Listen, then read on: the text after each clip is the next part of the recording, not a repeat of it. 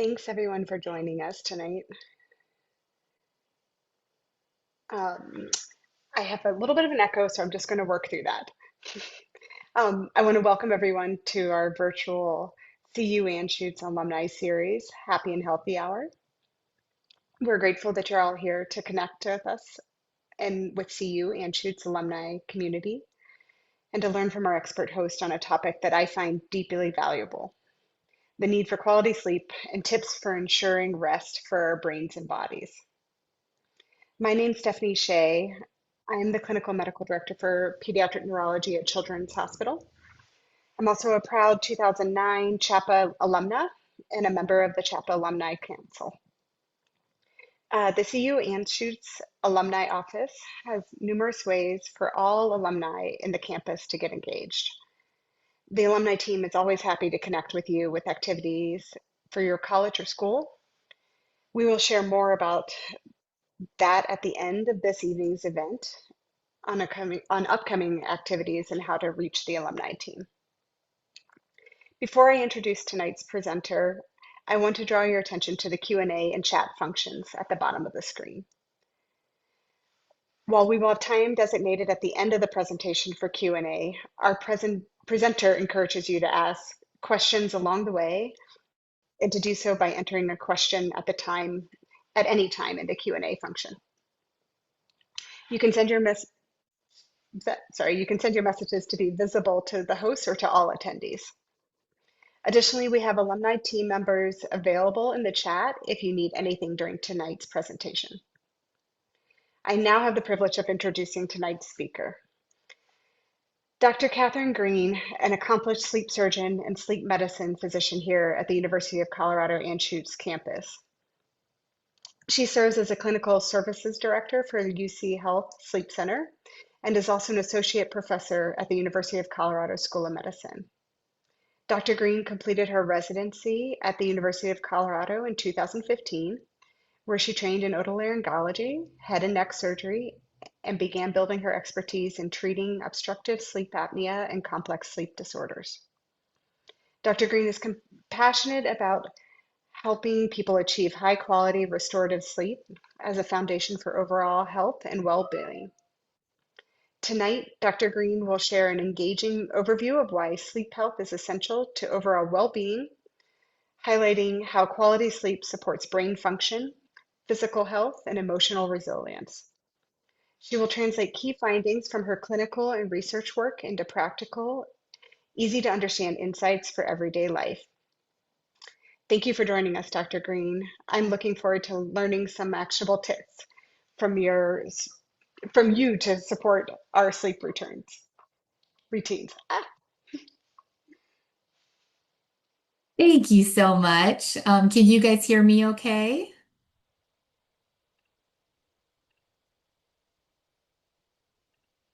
Very good. I love the hearts and emojis. All right, I'm gonna give me a minute to share my screen here. Do, do, do.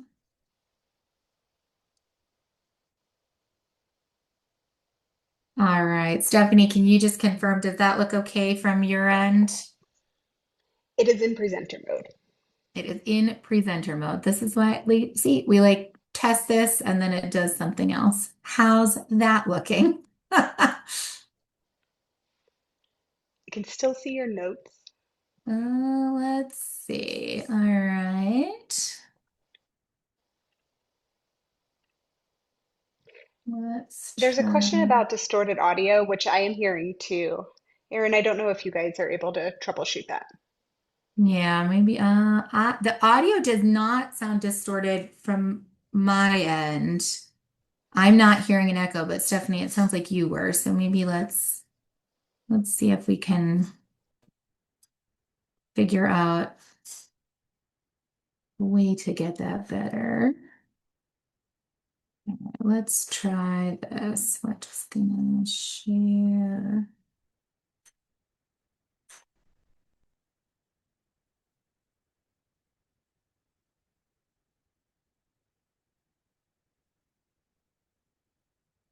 Does that look any better? Your screen looks good now. I'm still getting a little bit of feedback. Are Okay. other people Is there getting that? anything we can do to troubleshoot it further, or should I press onward? I'm not sure how to troubleshoot it on my end. It looks like some people's audio is fine as well. Of course. All right. What do we think? Should I start? Are you still hearing the same feedback you were, Stephanie? I am. It's just a bit of an echo. Okay. All right. Well, up to you guys. I can get started or we can try troubleshooting for a minute or two.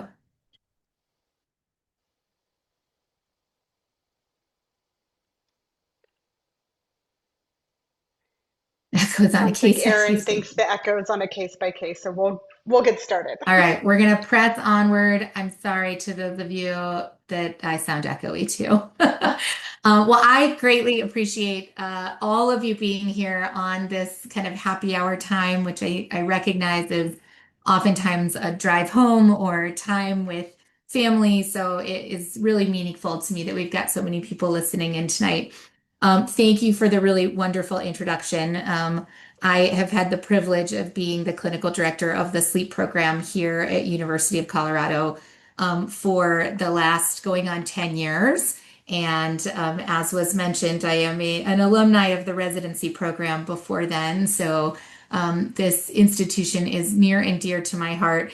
And I was thrilled when I was asked to talk about my very favorite topic, which is why is sleep important and what do you do all day? So this is really a 30,000 foot overview. It was a broad topic to try to cover in, the 40 minutes or so that we have. And as Stephanie mentioned, as much as possible, I would love this to be as interactive as a Zoom webinar can be. So please, if there are questions, I'm happy to take them. We can kind of get derailed on topics that people find interesting.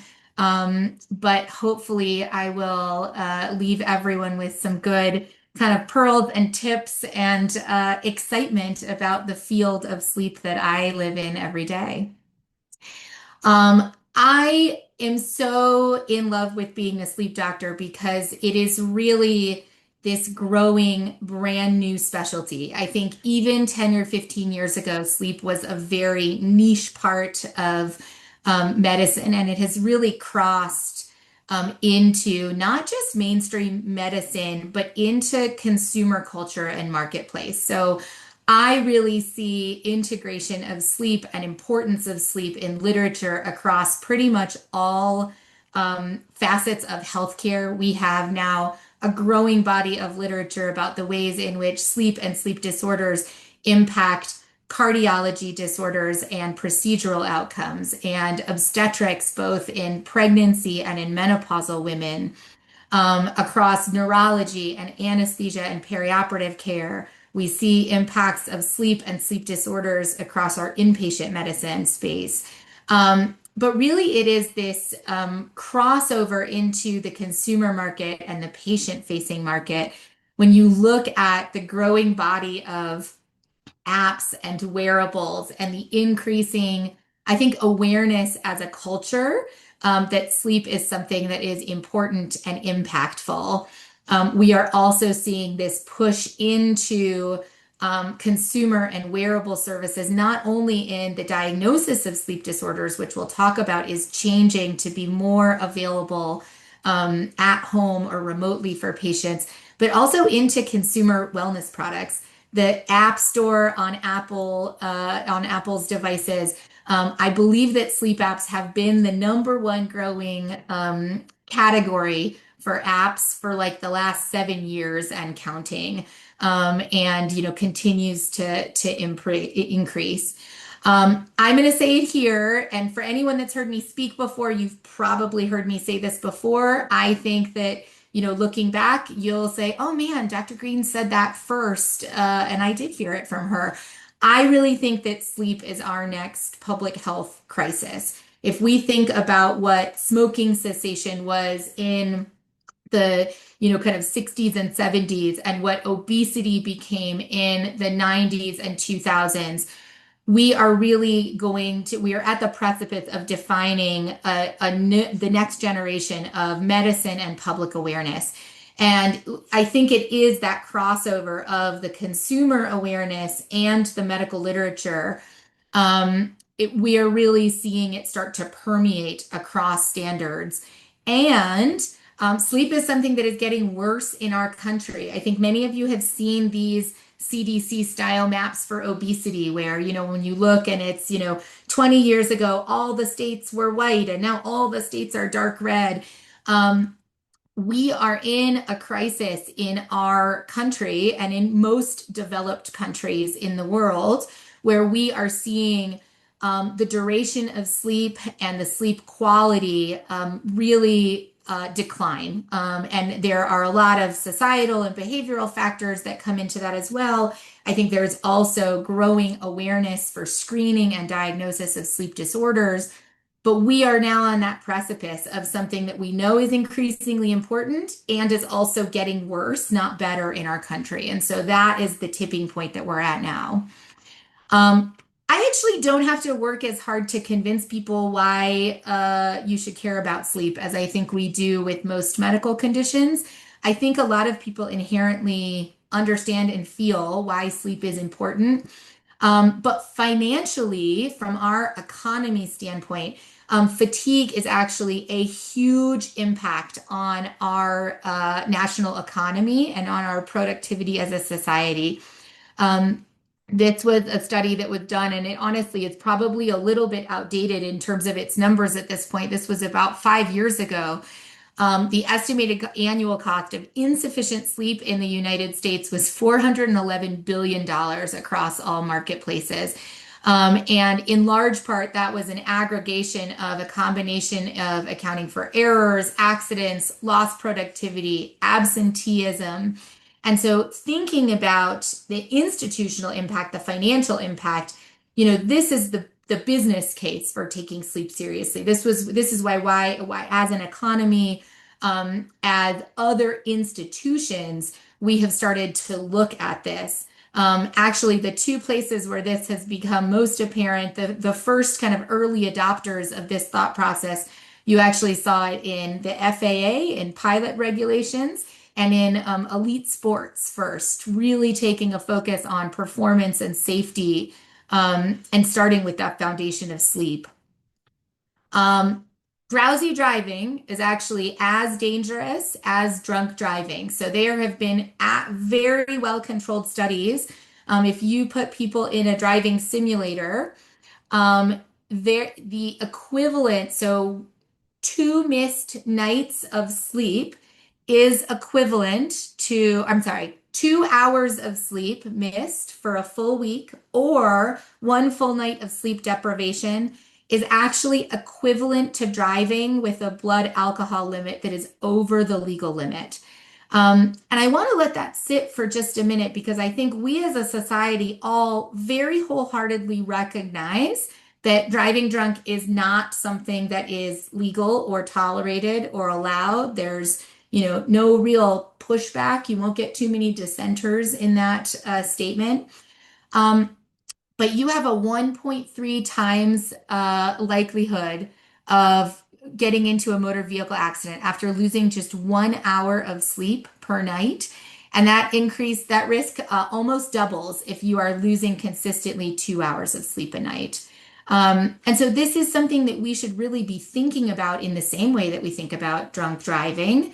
And I think for the most part, as a society, it is really not thought of as an equivalent problem.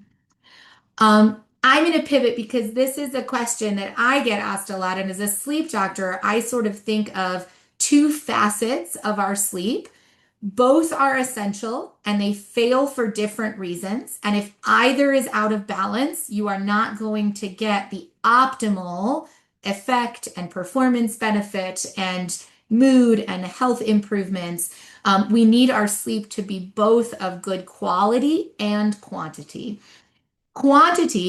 Is mostly, not always, but mostly about the choices we make. So we think about sleep hygiene, our sleep environment, and what I call sleep opportunity, what our schedule is and what our schedule allows us in terms of sleep time. Substances, things like alcohol or anti-anxiety medications or caffeine, all affect the quantity of sleep that our body is able to get. Quantity is actually the thing that the home wearable devices monitor pretty well. So total sleep time, most of our devices, Apple Watches, Fitbits, Garmin's, smart beds, there are hundreds of them on the market now. Most of those are able to estimate our total sleep time pretty accurately. That is actually the thing that they do the best. Um, Quality is oftentimes what we talk about being impacted by other sleep disorders. So, conditions that fragment sleep or disrupt sleep or affect the sleep architecture that you get, how much deep sleep versus REM sleep versus light sleep. But quality is oftentimes the thing that is impacted by those underlying factors. And that is a little bit more insidious. Those are the things that oftentimes, at least with current technology, aren't necessarily going to be as accurate on those home monitors, and may not be something that is picked up as readily without a pretty close evaluation of some symptoms. Quantity is the thing. Oh, my slides are frozen. Let's see if I can get back there. There we go. Um, Quantity is the thing that people always kind of push back on first. So, I think a lot of us these days, and I certainly experience this, every day in my medical training, right? It's just 1 hour of sleep, right? Daylight savings time is one of my favorite natural experiments because, like it or hate it, every year, twice a year, most places in our country, we change our clock. And it's a 1 hour shift, right? So there's pretty good evidence showing that after we lose an hour each spring, on average, people lose about 40 minutes less sleep. So on that Sunday night, the first night after the time change, before you have to go back to work, on average, we as a society get about 40 minutes less sleep. In the sleep world, we call that Monday after the springtime change, Sleepy Monday. And it is a fascinating body of literature. There are many studies that have validated this data over and over again. That Monday, there is a 24% increase in heart attack visits across US hospitals. That same pattern, about a 20 to 25% increase, has been shown in workplace accidents, motor vehicle accidents, strokes, along with cardiac events. And if you think, oh, maybe that's a coincidence, or maybe that's just, other factors around the time change and what happens in the weekend, we actually see the same dip in those things in the fall when people on average get 40 minutes more sleep than they usually get. So there is actually a 21% decline in heart attack visits that first Monday after the easier time change in the fall, when most people, unless you are blessed with having small children in your house who don't play by daylight savings time, get a little bit more sleep that fall time change. And so, if we just think about this, if 1 hour does this at the population level acutely, just imagine the scalable effect of chronic short sleep. So, the idea of getting 5 or 6 hours per night versus 7 hours is a significant burden on the body. People ask me all the time, like, what should I do? I really start with this. I think that we as a society need to shift the way we think about sleep. I think about sleep as our foundation, not as the afterthought. If you think about most calendars, right? Everything in our society is set up that you start your day at the morning, and it's sort of what is left over at night is sleep. I would argue that if you are really planning your life, if you are scheduling your week, if you have a big presentation, if you have a big test coming up, the way that we change our planning is to say, okay, if I need to be at my best at 7 o'clock Monday morning, my calendar actually starts with the question of what time do I need to be going to bed the night before to get 7 hours of sleep and start my day with 7 hours. And so I think if we just start to shift that mindset to say sleep is the foundation, sleep is what you start with, sleep is what you build your schedule around, not what is left over. That is a fundamental but small change in our mindset, and I truly think that is the single best thing you can do because a lot of what has changed in terms of our average sleep time as a society has to do with the sleep opportunity that we give ourselves. Screens late at night and work and email being constantly on our phones and having less of a disconnect between our day and our night activities than we have ever had before, I think makes it easy for all of that to sort of creep in and make it much more difficult to turn off, disconnect, get the sleep that we need, and stick to that same schedule that's going to, optimize your sleep opportunity, that time that you are allowing yourself to sleep. I say this, optimizing is hard, right? These are behavioral patterns. People always expect me to give like a long list of tricks or, here's all of the things that you need to do. The truth is both simpler and harder than that, unfortunately. On the what not to do side, honestly, alcohol still really is the biggest one. It is by far the thing that will help with sleep onset, but really has very significant impacts on sleep quality. It changes sleep architecture. There's all sorts of downstream consequences for sleep. Benzodiazepines and other anti-anxiety medications actually act on sleep the same way. I always put an asterisk because, of course, there is great benefit for those medications for people that need them, right? So anxiety is also going to make sleep worse. So there's a little bit of a balance. In terms of the sleep hygiene piece, avoiding caffeine late in the day, helping keep your circadian rhythm regular. Caffeine is something that makes your sleep signals, it suppresses the sleep signals in the brain. It's how it sort of keeps you awake for longer. But I think we all have kind of a creep of caffeine again in our society with sodas and more processed foods and chocolate things, all of those kind of insidious places that caffeine live. It's not just your morning coffee. Um, Over-the-counter sleep aids, I think, actually have some detriment to sleep oftentimes and can poorly affect sleep architecture. So I always encourage if you are needing sleep aids to fall asleep, that's something to talk to your primary care doctor about and discuss whether a prescription sleeping aid or further investigation as to why you need a sleep aid, may be beneficial. Electronics in bed is the big one, and this is a society problem. This is an everyone problem. I know very few people in our society that don't have room to improve with this, and it's because they are so prevalent. I think a lot of people think that the electronics in bed, avoiding TVs and tablets and phones in bed has to do with the stimulation of that activity. And while that is true, right, watching the news is something that may be stressful before bed and isn't going to help you fall asleep. It's actually a simpler and more scientific reason for that.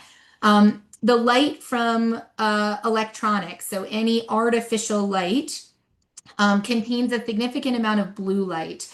And light is actually the biggest single entrainer of our circadian rhythm, our biological clock that helps our brain determine when it is time to sleep and when it is time to be awake. Melatonin is the primary chemical that your brain produces. Your brain starts producing melatonin a few hours before bedtime. It continues to produce it a couple of hours after you've been asleep to help you stay asleep. and then it slowly washes out of that system and helps you wake up in the morning. And so it is the biggest driver of that sleep schedule. Blue light actually directly inhibits our brain's melatonin production. So our blue light receptors in our eyes are direct inhibitors to that melatonin production. And so being on your screens within about an hour of going to sleep blunts that very slow, nice, gentle curve. It actually lessens that middle of the night peak and it makes that drop off much more steep. And so it makes it not only harder to fall asleep, but actually also harder to stay asleep and maintain that regular schedule. So that is the reason behind avoiding electronics and avoiding those screens before bed. Listening to audiobooks, listening to calming sleep stories. I think those are all great uses of electronics that don't give you that light exposure before bed. And what should you be doing? So, regular sleep schedule is the biggest thing.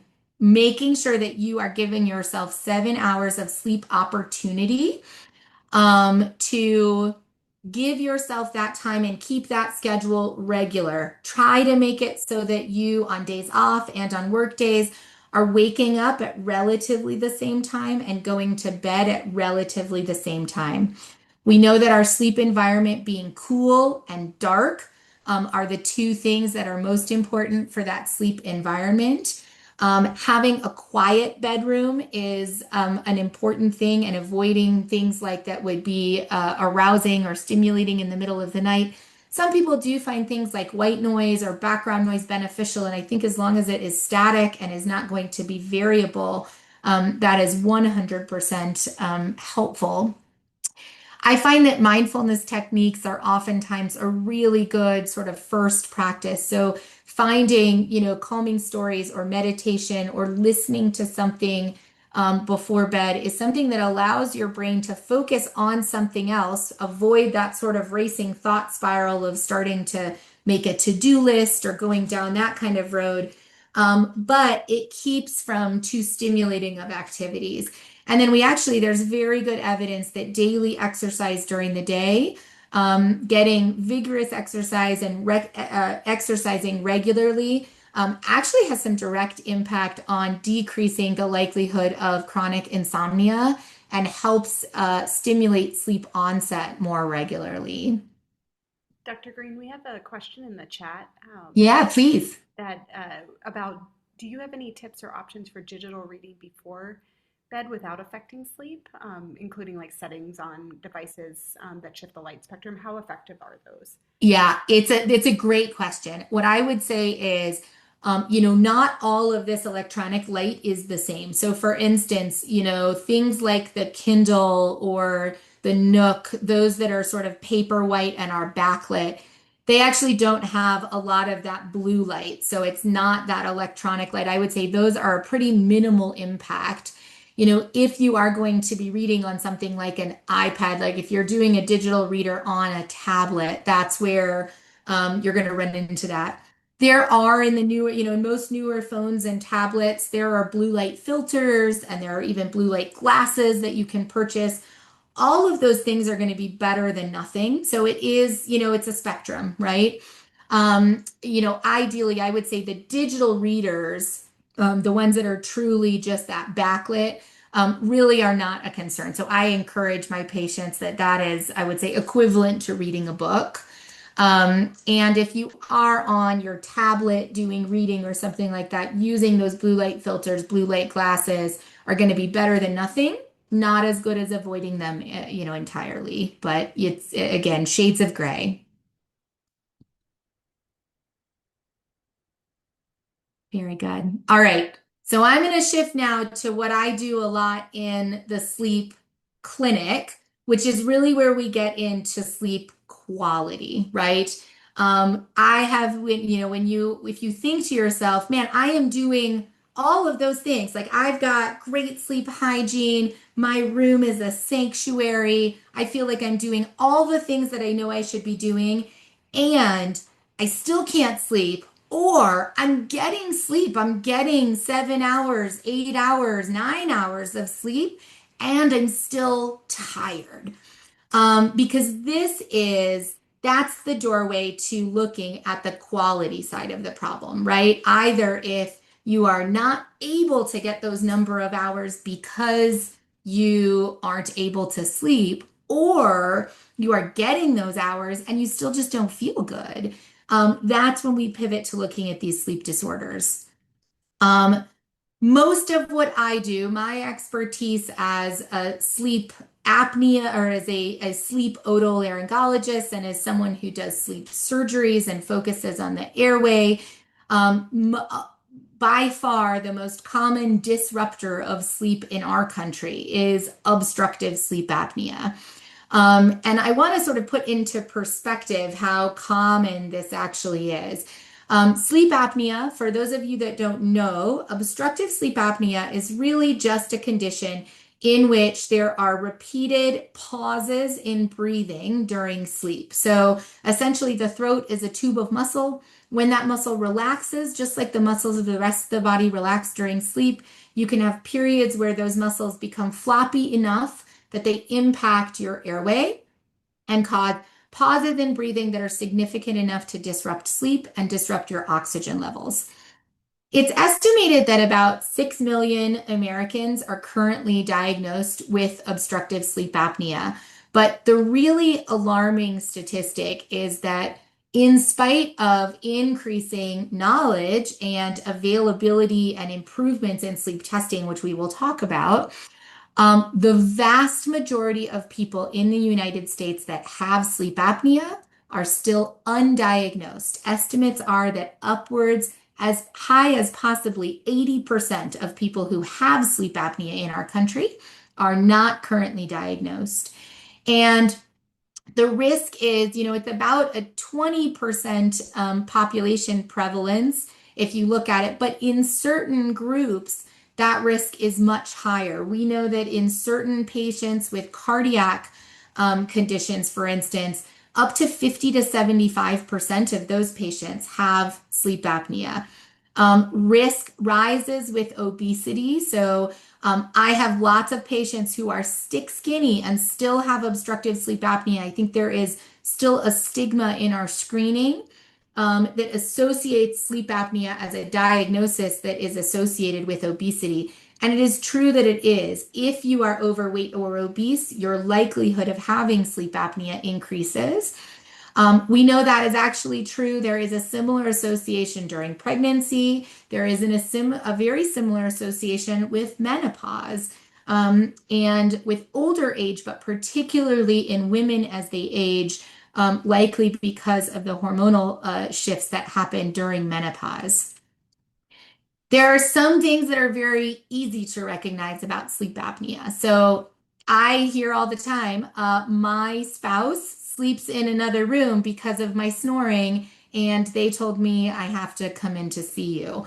Heavy disruptive snoring, if you have a bed partner that is saying they are hearing you gasping for air or witnessing you stop breathing, those are the obvious signs. Those are kind of the classic ones that we think about. Um, Getting a good number of hours of sleep, but not feeling rested or invigorated or restored by the sleep that you are getting is probably the most common thing I hear with my sleep apnea patients. But I think there is a lot of subtlety and variability in how this disease presents that causes it to go undiagnosed in many patients that don't necessarily have any of those more obvious outward symptoms. Being a restless sleeper, tossing and turning all night, bed is a mess in the morning, I never keep the covers on. Waking at 2 to 3 a.m. and being unable to fall back to sleep. So I hear all the time one of the most common presenting symptoms of sleep apnea is I fall asleep just fine, but I wake up every couple of hours throughout the night and I don't know why. My room is quiet, nothing in particular is waking me up. Having low energy during the day, waking up with morning headaches, increasing symptoms of depression or anxiety. These are all things that are actually common presenting symptoms of sleep apnea and are oftentimes attributed to other things or written off, which delays that diagnosis. I want to highlight that Sleep apnea, we know, presents very differently in women versus men. There's some good studies showing that if you are in a heterosexual marriage and you are a woman married to a man, your bed partner is less likely to report that you snore than if you are on the female side of that relationship. Women are actually less likely to endorse snoring or witnessed apneas as presenting symptoms. There was a big study looking at about 10,000 women, and it showed that 40% of women with moderate or severe obstructive sleep apnea did not present with any of the three classic symptoms, snoring, witness apneas, or excessive daytime sleepiness that manifests as dozing off. 40%.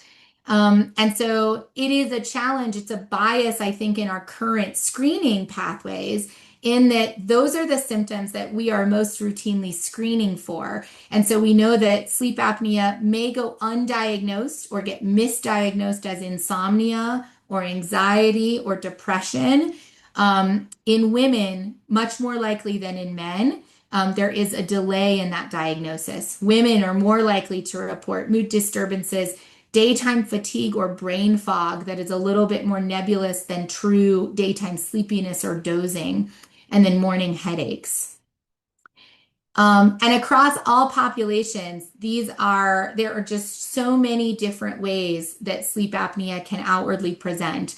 We see it in erectile dysfunction and in nocturia, so urinary frequency at night, that's that sleep fragmentation pattern, morning headaches, daytime fatigue, snoring, insomnia, inability to stay asleep at night or feel rested in the morning, memory issues and brain fog, and attention issues or ADHD-like symptoms. And so it is fascinating to me how many symptoms and systems OSA touches on. I think it really is a mimic of how many different health systems quality sleep touches on. So when that sleep quality is disturbed, it can present in so many different ways. If you don't care about all of that, the risks associated with sleep apnea, the downstream health consequences are also very significant. This was a study, this is actually a fairly old study now. This was done in 2005. But in the general population, sudden cardiac death clusters in the morning. So you can see this blue, that in the second cluster, that big blue bar. Most people in the general population, most people have heart attacks between 6 a.m. and noon. There is a big predominance of that time. And it's because for most people, that's when you get up and out of bed and your cardiac activity increases because your activity is increasing. That is the time that the cardiac system is stressed. What we see is an exact shift in that in patients with sleep apnea. So patients with sleep apnea, sudden cardiac death is most likely to occur between midnight and 6 a.m. because that is when the heart is being stressed or strained by this constant activation of our sympathetic tone and our activation system that causes increases in blood pressure and heart rate while you're sleeping when those things should be lowest.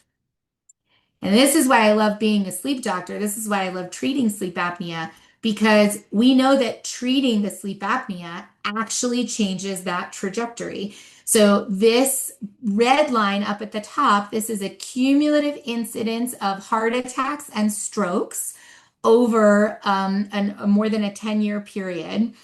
And that red line is the patients with untreated severe obstructive sleep apnea. There was a 30% increase there was a 30% incidence, 30% chance of having a stroke or heart attack in the 10 years that this population was followed if you had severe sleep apnea that was untreated. This line down here, this blue line, is the group also had severe sleep apnea, but treating their sleep apnea with CPAP. It essentially normalized it down to the level of mild OSA and snoring. And so we actually see that these risks are reversible if we treat them. CPAP is still, and we'll talk a little bit about treatment options at the end here, CPAP is still by far the most effective treatment option that we have to treat sleep apnea.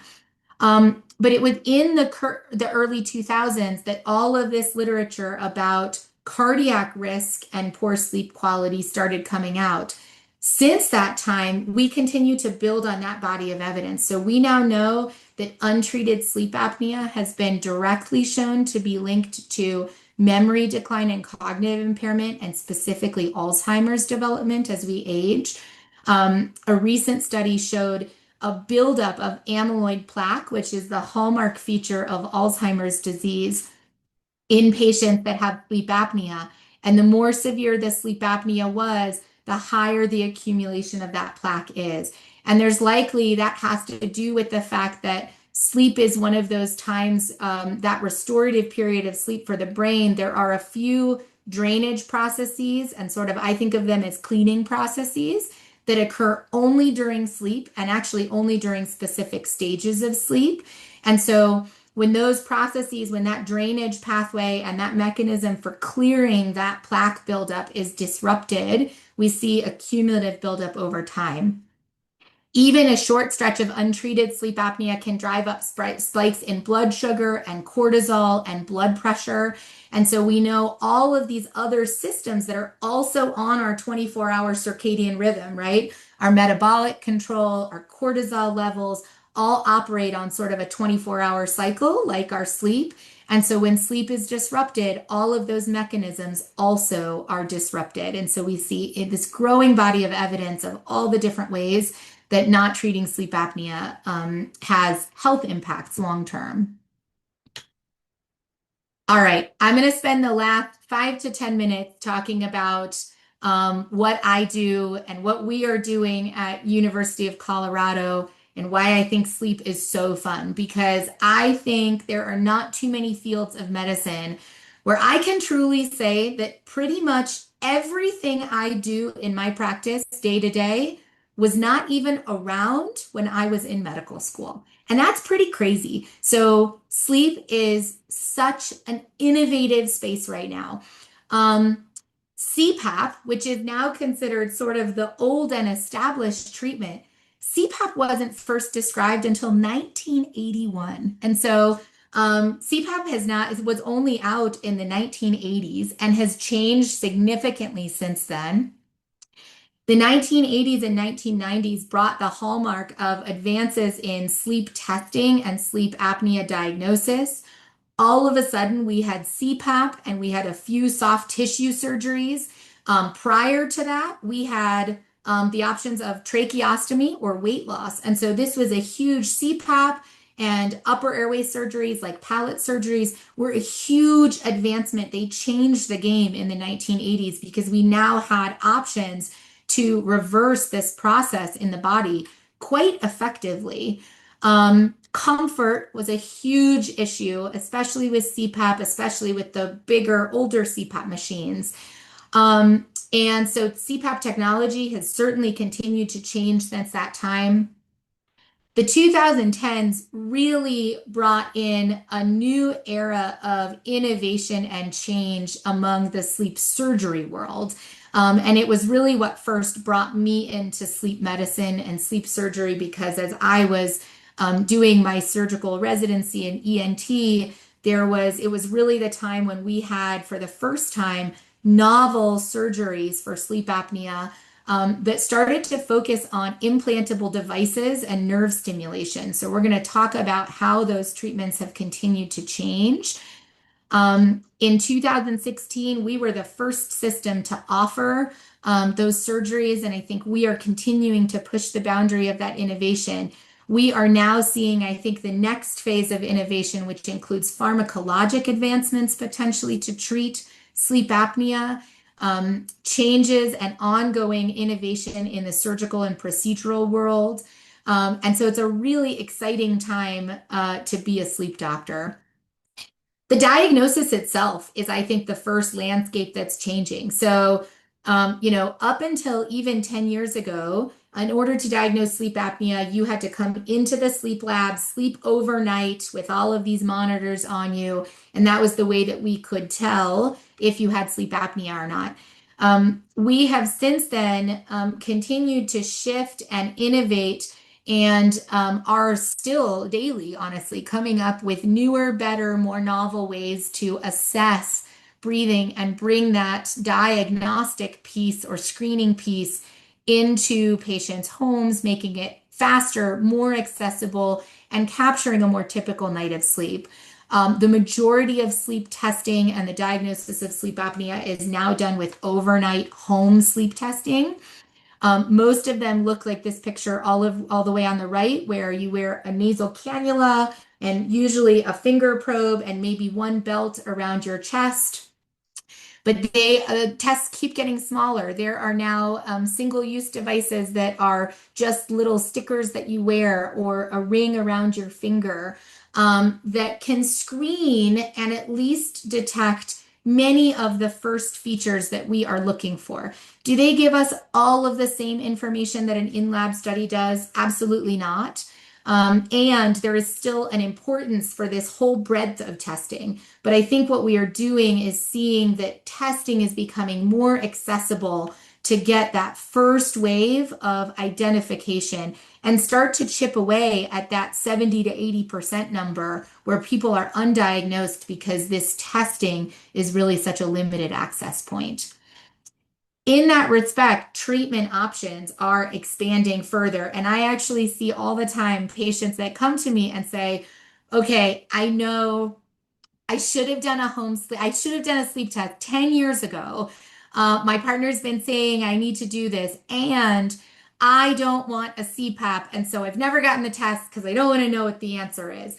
But now, as we have more options, I am seeing an openness to getting that diagnosis and starting down that road of treatment.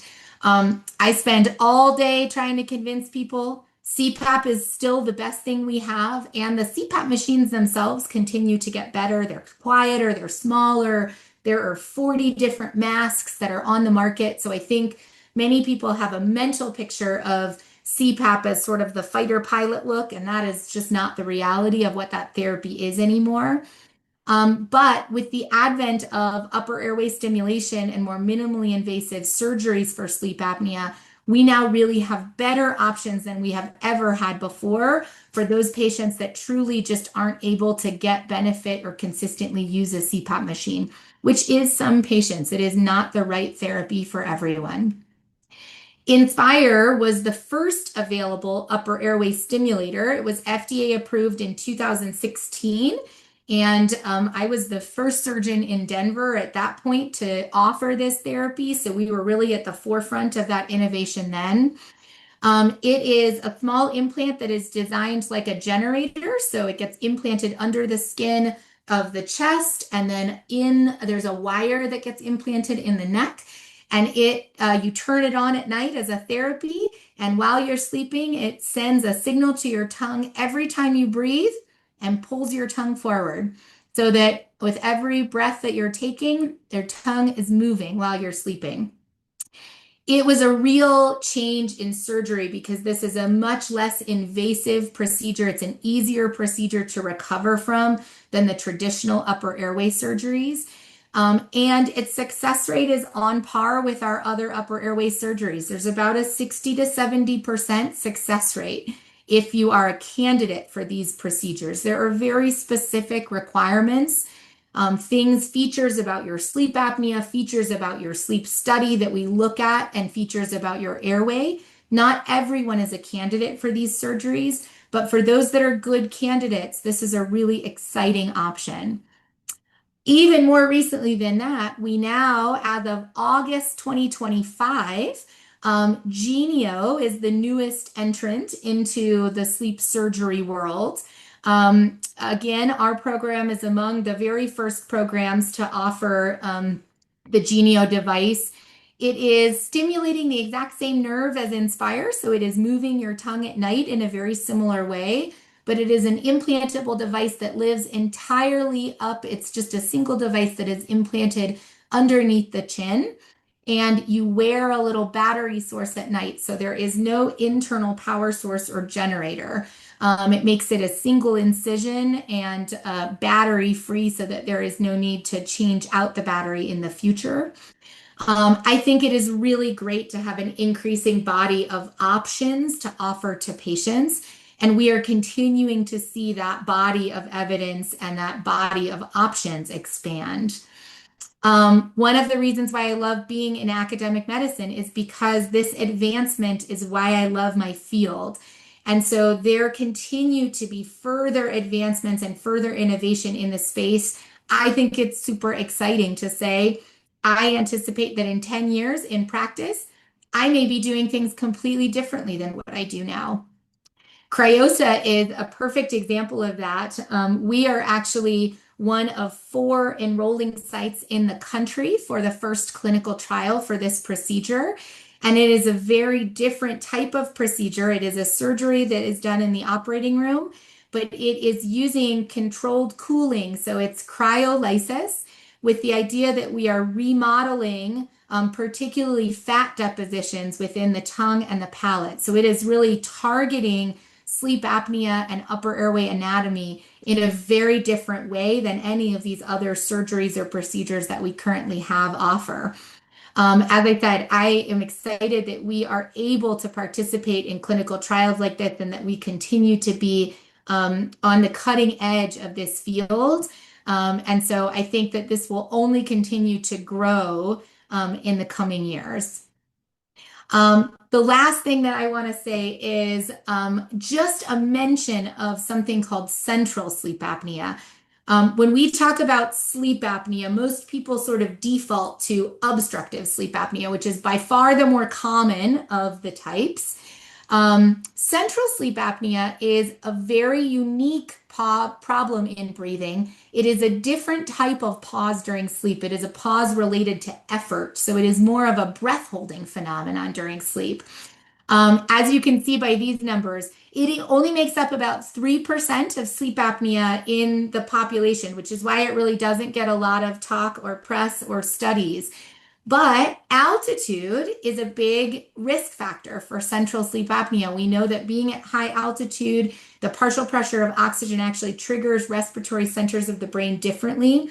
And so our lab, which is at Denver elevation, about 20 to 25% of the sleep studies that we do at our institution demonstrate some degree of central or mixed sleep apnea, where we see both. I just really want to highlight that it is a completely different disease with a completely different toolkit of treatment options. And here in Colorado specifically, this is actually a barrier to successful treatment that I see very commonly. I see patients who come to see us because their treatment for their sleep apnea has failed. They don't feel better on their CPAP machine, and everyone told them they would. And it is because a basic CPAP machine actually does not effectively treat central sleep apnea very well. In some patients, it can make it worse. And so we have a different toolkit and a different body of treatment options for our central sleep apnea patients. And I think this is really an opportunity when I talk about research and education and institutional opportunities. Our altitude here at Colorado is a very natural place for us to be truly leading the field of research and device innovation in a disease that is very rare for most other centers. And I think it is really something that is a passion of mine, practicing here and seeing how that impacts our population of patients so differently. I think we really have an opportunity to lead the way in this disease in particular. Um, Sleep is at that crossroads. I'm going to kind of wrap up now, and we've got a little bit of time for questions. I really see sleep continuing to move to the center of medicine, to the center of wellness and preventative care. And I think academic centers and institutions that are able to integrate that in a multidisciplinary way are going to lead the field. And so with that, I will stop. I appreciate everyone's time and attention. And I think we've got a couple of minutes for questions. Thank you, Dr. Green. That was wonderful. There's a few questions that I was going to put out for you. One was a question about, there's a couple of questions about your take on oral appliance therapy and mandibular advancement devices, as well as whether those can be over the counter or do they need to go through a dentist? Yeah, no, that's a great question. And it's definitely something that is in the algorithm of treatment options. Oral appliances are a great alternative to CPAP for some patients. And that's what I say actually about most of these alternatives. We know that oral appliances tend to have their highest success rate for patients that have mild to moderate sleep apnea. So the more severe your sleep apnea is, the less likely it is statistically that an oral appliance is going to be curative. In terms of over the counter versus like custom appliances, the over the counter appliances can be equally effective. They all work the same way, they pull the jaw forward. The over-the-counter appliances have a much higher long-term complication rate. So, these devices can cause TMJ strain, they can cause shifts in your bite over time. And so the over-the-counter appliances tend to be a little bit bulkier. They're a little bit less comfortable because they're kind of only semi-custom. They're more like the sports mouth guards. And they do have a slightly increased risk of causing those complications over time. I always tell patients, because most dentists do not tell patients, over oral appliances, custom oral appliances made by a sleep dentist are something that most insurances, Medicare, commercial insurances cover for mild, moderate sleep apnea. And so it is something that we often will prescribe or refer to a sleep dentist through medical insurance as an alternative to the CPAP. CPAP is the thing that is 100% effective if you can wear it. The surgeries, the oral appliances, all of these other interventions are still considered second line because inherently their efficacy is just more variable. For some people, they will not fully work to treat the sleep apnea. Wonderful, thank you. Any thoughts on B6 for induction of sleep or other over the counter? Yeah. So, the question of supplements as a general rule, right? There are an infinite number of supplements that claim to be excellent for sleep. And I sort of think of them in two distinct buckets. Well, there's sort of three distinct buckets. There are definitely a few supplements and a few sleep aids that have sedative effects but have negative consequences. So I touched on that a little bit, but things like alcohol, over the counter things like Benadryl or ZzzQuil, they are going to knock you out. They are very good at being a sedative, but there may be some harm associated with them. So they have, possible benefit, but also possible harm. Most of the supplements, melatonin, valerian root, tart cherry juice, B6, magnesium, L-theanine, most of them fall for me in the category of very low risk, not a lot of data and evidence as to who they help or why they help sleep. But what I generally tell patients is if they fall into the category of no risk and you sleep better with them, there is really little harm in doing them. B6 and magnesium, certainly if you are deficient in vitamins, right? If you have low iron stores, if you are deficient in vitamin B, vitamin D, then repleting those and getting them up to a normal level is absolutely something that can help with sleep quality, with daytime fatigue.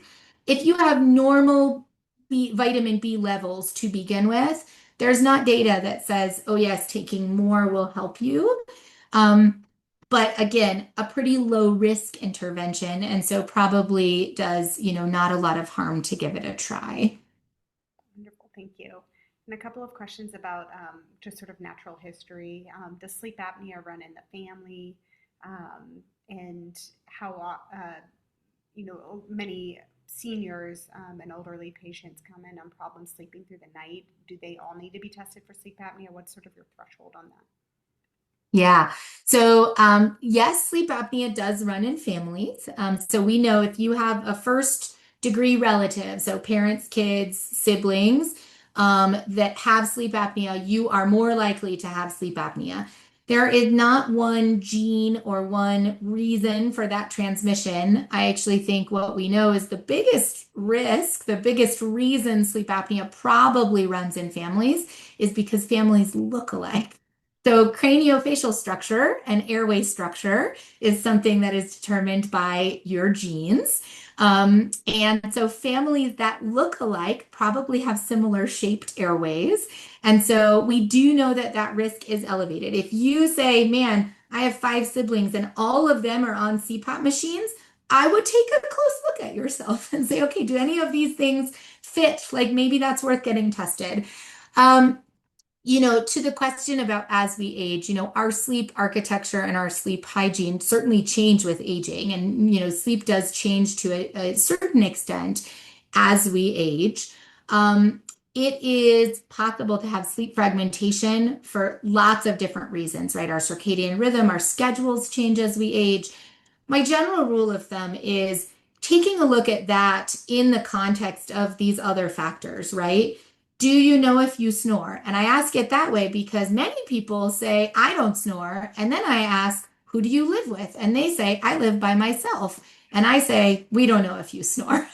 So unless you have someone that is sleeping next to you at night who falls asleep after you do, you don't know if you snore or not. And so I think taking a look at that in the context of these other symptoms is important. I also think that with home sleep testing getting easier and easier to do, right? Getting a home sleep test is now pretty unobtrusive. It's pretty cost efficient. It is covered by insurance and it is a fairly inexpensive test compared to what used to be a commitment to coming to sleep in an in-lab study. If any of these things are present and you're thinking, should I get tested? My default answer is, yeah, getting tested is an easy thing to do. And it can take us down a path of saying, is this something we need to look at more? Or do we check that off the list? It doesn't look like that's a contributing factor to these patterns. Wonderful. Few questions on intentional or unintentional naps late in the day. Our schedules are sometimes all over the place, and we have events that keep us up later at night or things like that. So some people had questions around that. And if there's any way to prepare for sleep loss. So, Oh, yes. in medicine, 24-hour call, longer sometimes. How likely, we know that it'll disrupt our sleep. Does napping ahead actually help? Or hurt or things along those lines. And then just as adults, do we have integrated sleep windows that our circadian rhythms, are generating, or are we able to sleep at any time, as we sometimes like to think about in medicine? These are all such cool questions. Yes. So the short answer is so napping is a really fun topic and it's a great question because we know that for people that are sleep deprived, right? If you are sleep deprived and you are feeling tired during the day, the single best thing you can do is take a short nap. Like naps are restorative. They are necessary. There is a reason that when we feel extra sleepy, right? Um, I think of napping as something that you need to be strategic about. We don't want naps to impact our ability to fall asleep and get consolidated sleep at night. And that is exactly what naps do. By definition, they take off what we think of as sleep pressure. The longer we've been awake, the more our brain wants to sleep. And so naps decrease that pressure, right? They take that off. If you nap, most people, if you take a nap at 7 o'clock at night, it's going to be hard to then get into bed at 10 or 11. That is going to potentially impact that ability to fall asleep at night. Or if you end up taking a 3 or 4 hour nap during the day, that is going to take off too much of that pressure. We want that pressure to be building up so that when we are ready to get into bed at night, we're ready to fall asleep. So I think of naps as something that strategic napping is the key. Keeping naps to under an hour, ideally under 45 minutes, have been shown to be sort of that most restorative window is like 20 to 45 minutes. And keeping naps earlier or in the middle of the day. So trying to avoid late afternoon or evening napping that is going to impact your ability to fall asleep overnight. But yes, if you know you need to be up for an overnight shift, right? Absolutely. If you are tired going into it and can feel and get a little bit of rest before you start, and then getting, a sleep window after that shift is over, is going to help keep things regular. The circadian rhythm question is kind of a separate but related piece. We all have an inherent body clock. So our circadian rhythm is unique to us. Some people are relative night owls, relative early birds. We use those terms in society all the time. In sleep, we call them delayed or advanced circadian rhythms. So people have natural tendencies that want to go to bed earlier than average or later than average. On average, overall, most of our circadian rhythms as humans are entrained to kind of the natural light cycle. So most of us naturally want to sleep at night when it is dark and want to be awake during the day. There are people that shift. So there's been good studies looking at actually shift workers in medicine, and about 50% of people who are night shift workers have a naturally delayed circadian rhythm where their natural body clock allows them, or their ideal sleep time may be 6 a.m. to 2 p.m. And so a lot of times you will sort of find what that natural window is. And when it is out of alignment with what your social schedule is, that's where you run into challenges with sleep opportunity, right? Of not having your body that availability to sleep when your body wants to sleep. Is very disruptive for many people. And most of us who have ever done a night shift know how that feels. Absolutely. Well, thank you so much. I think we'll wrap it up for questions now. But that was a wonderful presentation. And behalf of our attendees tonight and CU Anschutz alumni, I want to thank you so much for sharing your time and expertise with us. Before we close this evening, I want to share some information on the slide for a couple of upcoming events in our alumni community. We'll share this information in a post-event email as well. Thank you for joining us, and we appreciate you tuning in and all you do as healthcare professionals for your campus and community. Everyone have a good evening, and we hope to see you soon.